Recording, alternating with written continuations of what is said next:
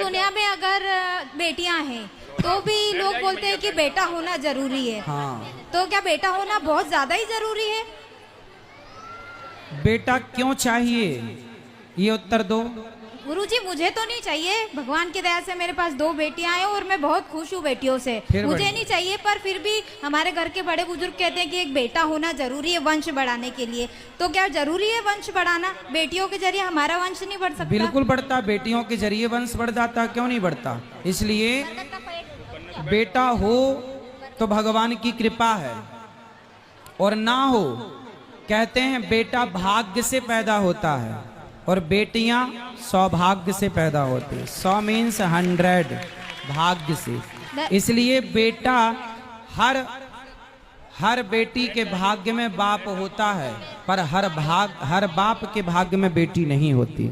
इसलिए बेटी किस्मत से मिली है, उसे खूब पढ़ा लिखा कर योग्य बनाओ, और बेटी ही बेटा है ऐसे भाव से रखो, है ना। और जरूरत नहीं है, लोग कहते हैं बेटा होगा वंश आगे बढ़ाएगा। भाई स्वामी विवेकानंद जी ने कौन सा बेटा पाया? तुलसीदास जी ने कौन सा बेटा पाया? सूरदास जी का बेटा कौन था? मीराबाई का बेटा कौन था? अरे बेटा क्या नाम रोशन करेगा? आप खुद ऐसे कर्म करके चले जाओ कि आपके नाम से आपके कुल का नाम रोशन हो जाए। गुरुजी एक प्रश्न और था हमारे घर से, मेरी मम्मी जी का, सासू माँ का। वो अब उनका मतलब उनको लग रहा है कि हमारे जो घर की बाहर की दीवार है वो उनके कॉर्नर में है ना, एक बरगद और पीपल दोनों का पेड़ एक साथ लगा है। अब एक बार तो काट दिया था, पर फिर वो वापस उग गया। तो वो किस कारण से उग रहा है और उससे क्या हो रहा है? उसको तो रहने दो ना, क्यों काट रहे हो? दीवार के कॉर्नर में है ना, जमीन में है ना, ऊपर छत पे है, बीच में है। तो उसको निकालो जड़ सहित, और निकाल के अच्छी जगह उसका रोपण करा दो। दोनों रखना जरूरी है। हाँ, अरे रोपण करा ही बगीचे में, कहीं खेत में, कि मेड़ में, उसका रोपण करा दो। ठीक है, राधे राधे गुरुजी। यहाँ बेटा इस तरफ ले आना माइक, ये ले, टोपी वाले भैया से बात कराओ।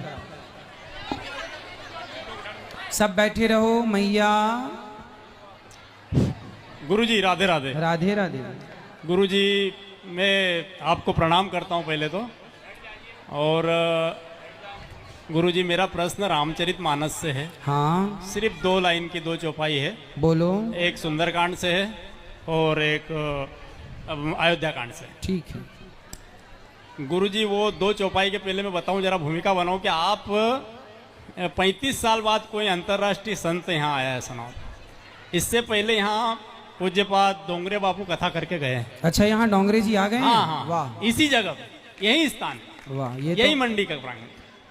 और मैंने वहाँ दी। उसके बाद डोंगरे जी कब आए थे? ये 90 में आए थे, 90 में।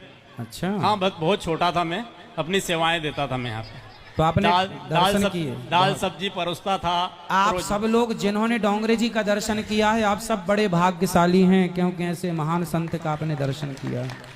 और उसके बाद आप हो जो यहाँ आए हो, तो इतनी भीड़ जब से मैं अब देख रहा हूँ, इतनी भीड़ नहीं देखी। मेरी 52 साल उम्र है जी। और जब डोंगरे जी आए थे बहुत छोटा था मैं, और मुझे तो लगा कि मतलब आप आए हो तो मतलब कब कौन आएगा आपके बाद। मैं तो शायद रहूं या नहीं रहूं, क्योंकि 35 साल बाद कोई आया है।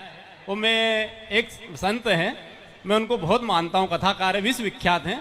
और मैं एक लाइन गाऊंगा तो आप पहचान जाओगे वो कौन है। वो 22 साल 2002 में आए थे ओंकारेश्वर। अच्छा, और मैं गया था उनके दीक्षा लेने, उनसे मेरी बात मतलब पत्र व्यवहार होता है।